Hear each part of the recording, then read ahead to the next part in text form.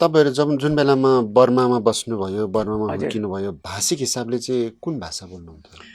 घरमा चाहिँ नि नेपाली अँ, बर्मा ए दुईटा नेपाली दुईटा बर्माली भन्नु। नेपाली र बर्मा चल्थ्यो। अँ, अन्त मेरो आमा चाहिँ 5 उम्, थरको हुनुहुन्छ। बचपनमा उहाँले चाहिँ 5 थर पनि पुग्नु भएको, लिम्बू भाषा नि आउने गर्दा त आमाले गरेको लिम्बू भाषा के अरे कानमा सुनेको नि आधा त अलिअलि छ। त्यहाँनिर नि हाम्रो काका, हाम्रो ओख्राबो काका चाहिँ नि, म ओख्राबो हो नि, अब हाम्रो ओख्राबो काका चाहिँ हाम्रो यो शान्त स्टेट भन्थ्यो नि, त्यो ठुलो जिल्ला थियो, त्यसको ऊ चाहिँ सबसे ठुलो फेदाङमा हुनुहुन्थ्यो। फेदाङमा फेदाङमा हुनुहुन्थ्यो। गर्दा त हाम्रो अब मरपरो पर्यो भने वहीँ नै आएर नि गरिदिनुहुन्थ्यो। गर्दा त उहाँले फलाकेको नि, फलाकेको त मैले त कति दफा सुने मुन्दम। त्यो मुन्दुमहरू नि त्यो सुन्ने बानी चाहिँ सानैमा थियो। मलाई चाहिँ भाषा नआएको मात्रै त्यो लिम्बूको मुन्दुम सुनेको र त्यो आमा र काकाले भन्नुभएको शब्दहरू चाहिँ मलाई त्यहीँदेखि नै लिम्बू भाषाको चाहिँ अलिअलि ज्ञान त थियो है। भाषिक र सांस्कृतिक हिसाबले त भनेपछि लिम्बू नै हुनुहुन्थेछ बर्मामा पनि। म त सानैदेखि नै म त एकदम मेरो चाहिँ अब नामै लिम्बुनी रहेको नि, एकदम लिम्बुनी नै नि। अनि अहिले 44 साल पढाएँ। त्यो पढाउँदाखेरि नि म सानै बचपनैदेखि यो सोसियल काम गर्दै आएको नि त। अन्त हाम्रो किराँतीको अब नि खडा गर्दादेखि लिएर 50 होइन 70 साल हुनु आँटिसक्यो हाम्रो बर्मामा सुरु गरेको है।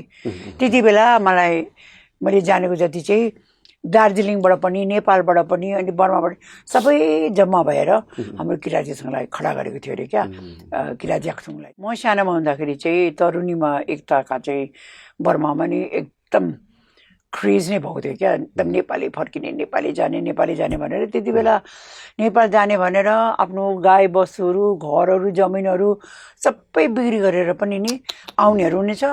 अनि त्यो क्यापिटल सिटी रेङ्गुनमा नि ठगाई खाएर फर्किनेहरू नि छ। कतिले त नि दुःख पाएर त्यो ठुल्ठुलो एकदम के अरे घरहरू, जमिनहरू बिक्री गरेर गएको, दुःख पाएर फेरि आएर त अर्का घरमा सानो कमरामा भाडामा बसेर ती मरेकोहरू नि छ। आफ्नै आँखाले देख्नु। त्यस्तो नि छ। हामीले त नि गीत कत्दा पनि नि एकदमै घाँस काटी गाई बाछालाई खिलाउँला, विदेश छोडी दाजे के अरे स्वदेशमा जाउँला भन्दै गीत गाइरहेको थियो। एकदम कथ्यो भने नि त्यस्तै नि, एकदम नि मादल बजाउँदै नाच्यो भने पनि त्यही नेपालै जाने गीत गाइरहेको थियौँ क्या। त्यो चाहिँ एउटा लहर भनौँ न, त्यो चाहिँ लहर थियो। अहिलेको जमानामा कुरा गऱ्यो भने चाहिँ मेरै भदैनीहरू भयो नि, उनीहरूको चाहिँ नेपाल भनेको हामीले के गरेको नि छैन, के सुनेको मात्रै छौँ। हाम्रो पुर्खेली देश भन्छ, के होले नेपाली कुरा नै आउँदैन। तपाईँहरूले जुन गीत भन्नुभयो नि, हजुर, जसलाई विदेश भन्नुभयो, त्यो आखिर तपाईँहरूको देश बन्यो, आखिर तपाईँहरूको देश रहेछ होइन।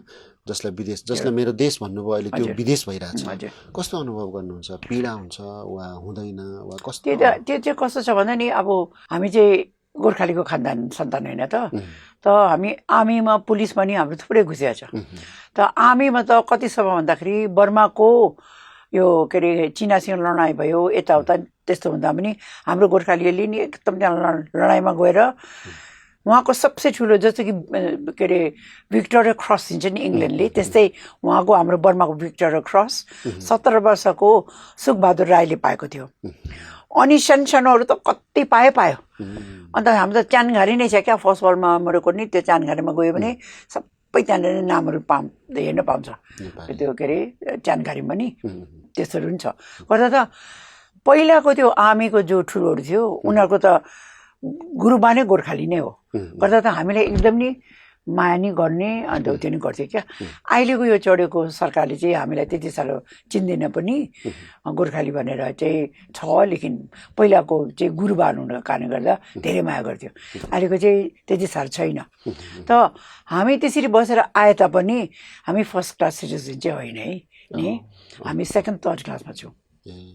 त्यस्तो नि त्यसले राज्यले तपाईँहरूलाई गर्ने व्यवहारमा कुनै फरकहरू? हामीले चाहिँ हेला चाहिँ गरेको छैन, हेला चाहिँ गर्दैन नि, हेला चाहिँ एकदमको छैन।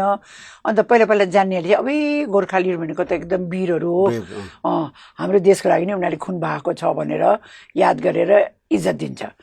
अहिलेको नयाँहरूकोलाई चाहिँ धेरै थाहा पनि छैन।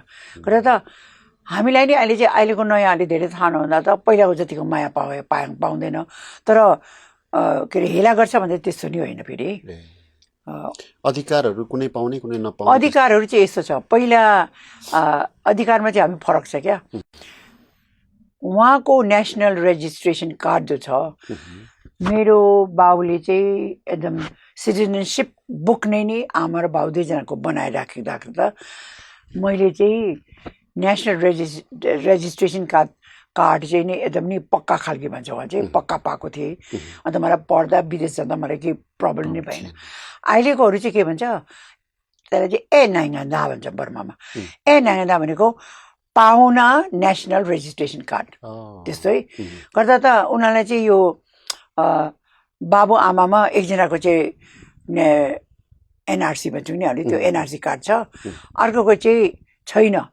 त्यही नेपाल जान्छु भनेर नि नेसनल कार्ड पाउँदा नि नबनाउनेहरू छ उनीहरूले चाहिँ एफआरसी हुन्छ फरेन के अरे रेजिस्ट्रेसन कार्ड त्यो हुनेको छोराछोरीलाई चाहिँ के अरे प्रोफेसनल लाइन्स भन्छ नि जस्तो कि डक्टर मेडिसिनको भयो अनि इन्जिनियरिङ भयो छोराछोरीले पढ्नु नपाउने त्यस्तो भएको छ त बाबु आमाले नलिँदा रेजिस्ट्रेसन कार्ड पाउँदा नलिँदा छोराछोरीले भोगेको नि यो त नराम्रो रहेछ 6 सब्जेक्ट्समा 4, 5, 6 डिस्टिङसन्स पाएर पास भएर मेडिसिनमा जानु सक्यो भने बाबुको एफआरसी आमाको एफआरसी पनि नपाउने त्यस्तो चाहिँ भयो है